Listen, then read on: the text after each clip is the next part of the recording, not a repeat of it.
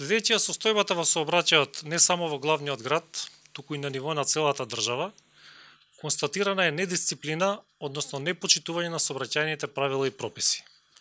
Поради тоа Министерството за внатрешни работи подготви мерки и активности кои ќе бидат спроведени во наредниот период, како на превентивен план, така и во поглед на санкционирање на оваа негативна појава. Ги известуваме граѓаните дека во наредниот период најстрого ќе бидат санкционирани, особено сообраќајните прекршоци кои што се причина за сообраќајни незгоди со тешки последици, како што е возење под дејство на алкохол, возење со брзина над дозволената, недавање на предимство на минување и слично.